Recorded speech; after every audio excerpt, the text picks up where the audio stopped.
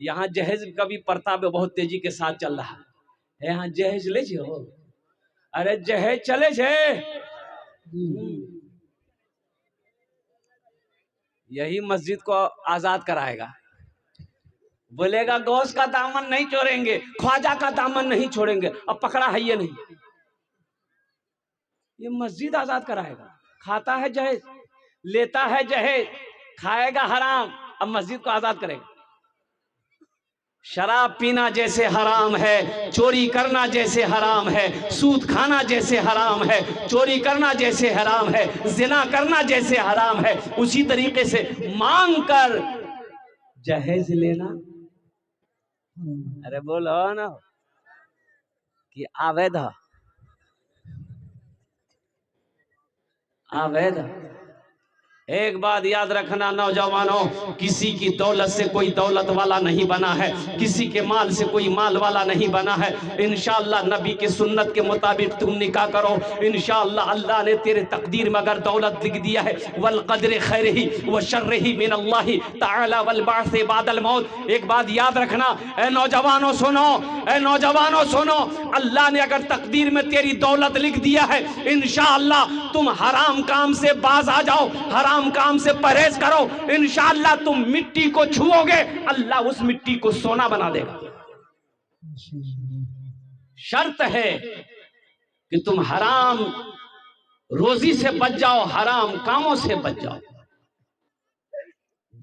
किसी बेटी वाले को कर्जे में डालकर सूदी पैसा उठाने पर मजबूर, तुम्हें पता है, अरे जिसकी बेटी, जिसके सर पे 4 बेटी जवान हो, 3 बेटी जवान हो, 2 बेटी जवान हो, उस बाप को रात में नींद नहीं आती है। उस भाई को जिसके सर पर बहन जवान बैठी हो, उस भाई को रात में नींद नहीं आती है, करवटें बदलते सुबह हो जाती है। तुम्हें पता भी है, और कुर्बान जाओ, तुमने तो 3 लाख रुपए मांग लिया, तुमने 2 लाख रुपए का सवाल कर लिया, लेकिन कभी उस बेटी वाले से जाकर पूछे हो कि ये पैसे का इंतजाम तुमने कैसे किया? इस पैसे का इंतजाम बेटी वाला कैसे किया? गरीब आदमी था, कर्जा उठाया, सूद पर पैसा उठाया, सूद पर पैसा उठाकर तुम्हें दिया, और कुर्बान जाओ जमीन बेचकर वो पैसा तुम्हें ला करके दिया है, और तुम इस पैसे को अल्लाह अकबर कबीरा बेरहमी के साथ तुमने खर्च किया है। 3 लाख टका मिला, किया डीजे किया, अपने भी नाच रहा है, दोस्त को भी नचवा रहा है। और अभी का डीजे ऐसा खतरनाक डीजे है कि अगर ढंग से डीजे बज जाए तो बुढ़वा सब नाचने लगेगा। अच्छा, हराम का पैसा, कुर्बान जाओ नौजवानों, ऐ नौजवानों। अच्छा एक बात ये बताओ, जिस बेटी वाले से आप 3 लाख रुपए 2 लाख रुपए लिए हैं, तो जिस लड़की से आपकी शादी होने वाली है, उस लड़की को पता चलेगा ना कि मेरा शौहर, होने वाला शौहर हमरे बाप से 2 लाख टका लिया, उस लड़की को पता चलेगा कि नहीं चलेगा? अरे बोलो भाई, लड़की को पता चलेगा ना? तो बताओ, वो लड़की जब बीवी आपकी बन जाएगी, दिल से मोहब्बत करेगी? अरे बोलो ना भाई, दिल से मोहब्बत करेगी? दिल से मोहब्बत नहीं करेगी वो लड़की। वो लड़की बोलेगी ये लड़का बहुत लालची है, मेरे अब्बा से 3 लाख टका लिया है, मेरा अब्बा कर्जा उठा कर दिया। बताओ, वही लड़की बीवी बनकर तेरे घर आएगी, पैर दबाएगी? अरे बोलो ना, पैर दबाएगी, बदन दबाएगी, माथा दबाएगी, नट्टिए दबा देगी। बोला 3 लाख टका हमरो वापस दिल को, नट्टिए दबा दो। इसलिए वादा करो कि इंशाल्लाह ना जहेज लेंगे ना जहेज देंगे। कितने लोग तैयार इंशाल्लाह नबी के सुन्नत के मुताबिक निकाह करेंगे? हाथ उठाओ इंशाल्लाह। हाँ, आज जो ले लिए हो वापस नहीं होगा। ए दुनिया वालों छोड़ दो, ए दुनिया वालों छोड़ दो आदत जहेज की, ए दुनिया वालों छोड़ दो आदत जहेज की, अच्छी नहीं है रीत रिवायत जहेज की, अच्छी नहीं है रीत रिवायत जहेज की। सबसे बड़ा जहेज है ए दोस्तों दुल्हन, फिर इसके बाद कुछ नहीं कीमत जहेज की, फिर इसके बाद कुछ नहीं कीमत जहेज की। इसलिए मेरे बच्चों, मेरे नौजवानों, इस गुनाह से बचो, इस गलत रस्म को खत्म करो। एक बात याद रखो, मजहब इस्लाम में जहेज का कहीं कोई रवाज नहीं है, कहीं कोई रस्म नहीं है, कहीं कोई गुंजाइश नहीं है। तुम आशिक़े रसूल हो, गुलामे मुस्तफ़ा हो, नबी की उम्मत हो, तो नबी की सुन्नत के मुताबिक निकाह करो। अल्हम्दुलिल्लाह सुम्मा अल्हम्दुलिल्लाह, अल्लाह तेरी रोजी को बढ़ा देगा, अल्लाह तेरे कारोबार को बढ़ा देगा, अल्लाह तेरे खाने में दाने दाने में बरकत पैदा फरमा देगा, अगर नबी के सुन्नत के मुताबिक अगर तुमने निकाह किया। एक बात याद रखो, सुन्नत के खिलाफ अगर तुम शादी करोगे तो जो बच्चा पैदा होगा वो बच्चा फरमा बरदार नहीं होगा, वो बच्चा गूंगा पैदा होगा, वो बच्चा बहरा पैदा होगा, वो बच्चा लंगड़ा पैदा होगा, वो बच्चा लूला पैदा होगा, और वो बच्चा नाफरमान होगा, फरमा बरदार हो ही नहीं सकता है। जब बूढ़ा हो जाओगे यही बच्चा खुट्टा में बहन कर लट्ठी लेके सर का बाल उड़ाएगा। नबी के सुन्नत के मुताबिक निकाह करोगे, इंशाअल्लाह जो औलाद अल्लाह देगा नेक और साले औलाद पैदा होगी, वही औलाद परहेजगार बनेगी, वही औलाद मुत्तकी बनेगी, वही औलाद हाफिज कुरान बनेगी, वही औलाद आलिमे दीन बनेगी। इसलिए मुसलमानों, नबी के सुन्नत को ना छोड़ो, नबी की सुन्नत को अपनी ज़िंदगी में इंशाअल्लाह शामिल करो, अपनी ज़िंदगी में अल्हम्दुलिल्लाह नबी की सुन्नत को लाओ। इंशाअल्लाह यह दुनिया भी अच्छी गुजर जाएगी, आखिरत भी सवर जाएगी। इंशाअल्लाह नबी के सुन्नत के मुताबिक जिंदगी गुजारेंगे अल्हम्दुलिल्लाह। बस ये जहेज के हवाले से था, एक पैगाम था मुझे पहुंचाना था। और ये पैगाम अभी नौजवानों के अंदर में जो बीमारी है, ये मोबाइल एक बात याद रखो नौजवानों, मेरे बच्चों, ये मोबाइल बड़ा काम का चीज़ है, लेकिन सुनो, अगर सही इस्तेमाल किया जाए तो ये फ़ायदे का है, अगर इसका गलत इस्तेमाल हो तो फिर तुम गुनाहों में डूबते हुए चले जाओगे। कसम खुदा की, ये दुनिया भी तबाह हो जाएगी, आखिरत भी बर्बाद हो जाएगी। अल्लाह कुरान में कहता है कि मोमिनों, जब तुम रास्ते में चलो तो अपनी निगाहों को नीची करो, अपनी निगाहों को, अरे बोलो भाई, ताक झांक छोड़ो, एकरो देखे जो ओकरो देखे, ताक झांक छोड़ो, निगाहों को नीची रखो। एक बात याद रखना, ये अदला का बदला है। अगर तुम किसी की बहू बेटी को, बहन को गलत नजर से देखोगे तो तुम्हारी बहू बेटी भी महफूज नहीं रहेगी,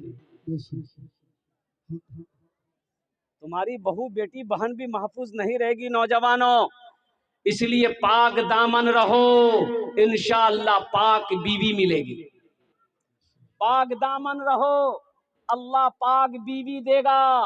अपने दामन को नापाक मत करो, नहीं तो फिर समझ लो कि नापाक औरत से मुलाकात हो जाएगी।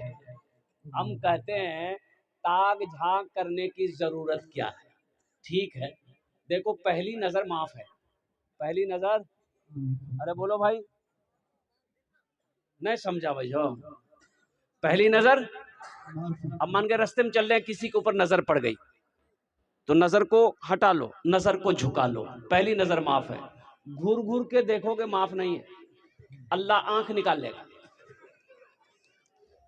अब रही बात यह है कि पसंद है तुमको, कोई पसंद है तो निकाह करो। क्या करो? अरे बोलो ना भाई, निकाह करो। दूसरी पसंद है उससे भी निकाह करो, तीसरी पसंद है उससे भी निकाह करो, अब चौथी पसंद है उससे भी निकाह करो। अब इसके बाद भी अगर तुम्हारी पसंद खत्म नहीं हो रही तो इससे पता चल रहा है कि तुमको पसंद नहीं, खुजली की बीमारी है।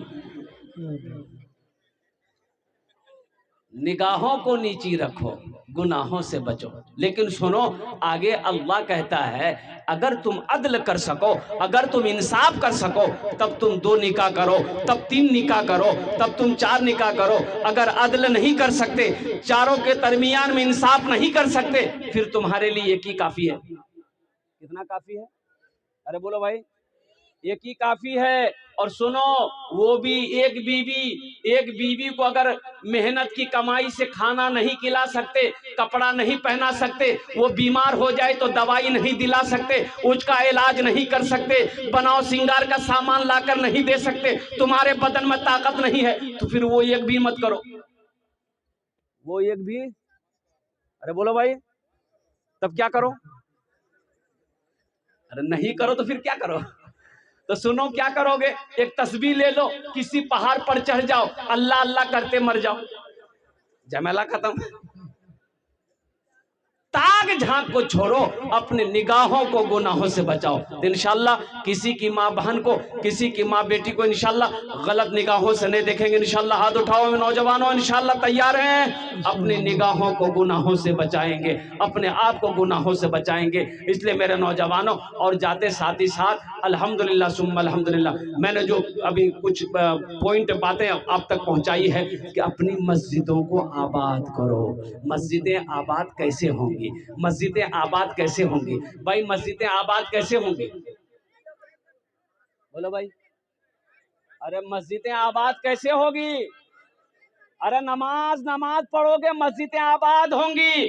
हमको भूख लगती, हम रोटी खाते हैं, हमको भूख लगती, हम भात खाते हैं, हमको भूख लगती है, गोश्त खाते, मेरा पेट भर जाता है। मस्जिद का भी तो पेट है, मस्जिद का भी पेट है, तो मस्जिद का पेट कैसे भरेगा?